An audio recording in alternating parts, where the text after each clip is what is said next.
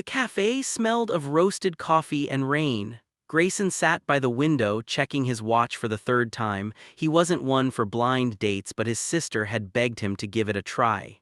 "You work too much," she'd said. When the door chimed, he looked up. A woman stepped in, hair damp from the drizzle, eyes soft but cautious. She smiled almost nervously and approached his table. "Grayson." He nodded, standing politely. She slid into the seat across from him, wrapping her fingers around a mug the waiter placed down. Then, after a quiet breath, she looked at him and said, "You don't remember me, do you?" Grayson froze. The voice was familiar, but from where? The question lingered in the air, soft but charged. Grayson blinked, trying to place her face. Her voice held a warmth that tugged at something deep in his memory, yet his mind was blank. "I'm sorry," he admitted, forcing a polite smile. "Have we met before?" The woman looked down, her fingers tracing the rim of her cup. "It's okay, I didn't think you would." Outside, the rain softened to a mist, blurring the world beyond the window. The cafe was quiet, just the low hum of jazz and the hiss of the espresso machine. For Grayson, the place felt far from the boardrooms and polished glass towers of his usual life. He had grown used to schedules, profits, and deadlines, not awkward pauses or unexpected nostalgia. She introduced herself as Tessa, a local librarian who'd grown up in the very same town he once left behind. "Your sister mentioned you were visiting for a few days," she said. "It must feel strange being back." He nodded. "I haven't been here in years. Everything feels smaller, or maybe I've just grown bigger." Her laugh was quiet but genuine, the kind that made him want to say something funny again, just to hear it once more. They talked about small things at first: the weather, the cafe's homemade pie, the town's new bookstore. Tessa's words painted a life of simplicity: mornings at the library helping kids find adventure in stories, evenings spent caring for her young daughter Leia. Grayson listened, oddly drawn to the softness in her tone, the way she found beauty in routine. She wasn't like anyone he met in his world of board meetings and mergers. When he mentioned his work, a chain of tech startups, her eyes lit up with curiosity, not greed. "So you make things that connect people?" she asked. "That's beautiful." He chuckled. "That's one way to put it."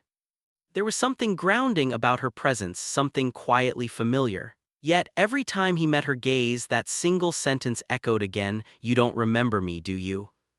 Grayson didn't know it yet, but this wasn't just a date. It was the beginning of a story that had started years ago, one he had forgotten but she never could. The evening sun dipped lower, staining the clouds a tired gold. The cafe's lights flickered on, soft and amber. Grayson leaned back, finally comfortable. For the first time in years, conversation didn't feel like another business transaction. Tessa smiled at something he said, but her expression carried a weight, a hesitation he couldn't place. After a moment of silence, she reached into her purse and pulled out a small, worn bracelet, a frayed band of blue thread tied in a clumsy knot. "Do you recognize this?" she asked quietly. Grayson squinted, confused. The bracelet looked handmade, childish, something from a long-forgotten past. I don't think so," he admitted, feeling the first tremor of unease. Tessa turned it in her palm, her eyes softening. "You gave this to me a long time ago." His breath caught. She smiled sadly. "I was 9, she said, her voice almost a whisper. "My mom had just lost her job. We couldn't afford much, not even groceries. One winter evening I was sitting outside the corner store crying. You and your father came out with bags of food. He gave me his scarf, but you took this bracelet off your wrist and tied it around mine. You said it was your lucky string and that someday things would get better." Her voice trembled, but she kept her eyes steady on his. Grayson's mind spun backward, a blur of snowy sidewalks, a girl with tear-streaked cheeks, his father's hand on his shoulder. The image flickered like an old photograph suddenly brought to light. I remember now," he whispered. "That was you." She nodded, smiling through the shimmer in her eyes. "You moved away soon after. I never got to thank you, but you were the reason I believed kindness still existed." Grayson felt his throat tighten. The memories of his late father, of that winter, of the lessons he'd buried under years of ambition, they all came rushing back. He stared at the bracelet, humbled by how something so small could survive decades and still carry meaning. "I can't believe you kept it all these years," he murmured. Tessa smiled faintly. "It reminded me that even strangers can change your life." Outside, the rain had stopped. The streets glistened beneath the lamplight, reflections dancing like tiny stars. For a while neither spoke. The silence wasn't awkward, it was reverent, sacred almost. Then Grayson asked, voice low, "Did you ever get your happy ending?" Tessa looked out the window, eyes distant. "Not quite, but I learned that happiness doesn't come from getting everything you want, it's from remembering who helped you when you had nothing." Grayson leaned forward, his chest heavy yet full. For the first time that night, he wasn't thinking about success or status or time. He was thinking about a small act of kindness, one that had found its way back to him in the most unexpected form. The cafe had grown quieter as the evening crowd thinned. Yet between them the air felt heavier, not awkward but charged with something unspoken. Grayson couldn't stop glancing at that blue bracelet lying between their cups. It was as if the past had quietly pulled up a chair beside them. Tessa tucked a loose strand of hair behind her ear. "I didn't tell you the whole truth earlier," she said softly, "about my daughter." Grayson's brow furrowed. "Leah right, she sounds lovely." "She is," Tessa replied, but her voice cracked. "She's also sick, heart condition. We've been in and out of hospitals for years. I work double shifts at the library just to keep up with the bills." She smiled faintly, though her eyes glistened. "She's the reason I almost didn't come tonight." Grayson's chest tightened. "Why would you say that?" "Because I didn't want pity," she said simply. "I've had enough of that. I'm here because your sister insisted I meet someone kind. She didn't tell me it would be you." He looked down, guilt swelling inside him. Here he was, a man who'd built empires, who could buy any luxury, yet somehow couldn't remember the face of the girl who'd kept his childhood kindness alive. And now that same girl was drowning in quiet struggle. "Tessa, you don't have to handle it all alone," he said. "I can help, my company has connections." She shook her head sharply. "No, Grayson, please don't, I'm not looking for charity." "It's not charity," he insisted. It is," she interrupted gently, her tone trembling between pride and pain. "You've already helped me once, that was enough."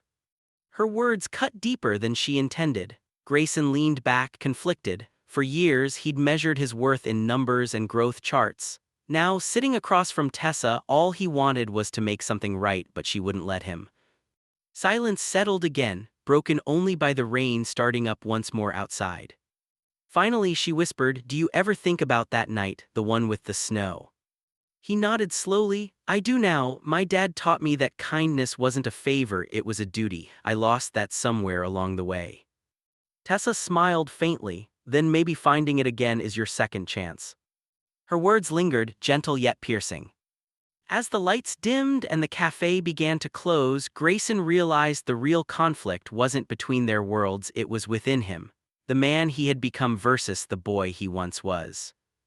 And in Tessa's eyes he saw both, the reminder of who he used to be and the quiet plea for who he still could become. When they finally stood to leave, the rain was falling harder now. Grayson offered his umbrella. She refused at first, but he held it open anyway, stepping beside her. Two people, one storm, and a kindness trying to find its way home again. The rain had not stopped that night. It followed them out of the cafe, drumming softly against the umbrella as they walked side by side down the dimly lit street. Grayson offered to drive her home, but Tessa declined with a polite smile. "It's only a few blocks," she said. "Besides, Leah gets scared if I come home too late. I promised her I'd read to her before bed." Something about that sentence, "I promised her," pierced through him. The way she said it, the way she held onto promises as if they were sacred, reminded him of his father. They reached a small apartment building at the corner of Birch and Willow. The porch light flickered weakly above the door. Grayson hesitated before speaking. "Tessa, about Leah, if you ever need anything, medicine, checkups, treatment, please let me help." Tessa turned toward him, her eyes tired yet resolute. "You already did years ago. You helped a scared little girl believe she mattered. That's not something money can buy." "But maybe it can save her," he said quietly. She looked down, torn. "I've seen people like you come and go, Grayson. They always want to fix things for a moment, but when it gets hard, they disappear. I can't let Leah depend on someone who might walk away."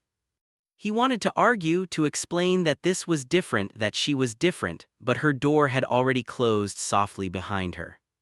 The following weeks passed in a blur. Grayson returned to his company in the city, but his mind never stayed there. During meetings, he caught himself thinking about that dim cafe, about Tessa's voice, about the fragile sound of rain against glass. He reached out to a private hospital explaining Leia's condition in detail, offering to cover all medical expenses anonymously. "No name attached," he told the director, "just help the child." The man nodded. "We'll contact the mother discreetly."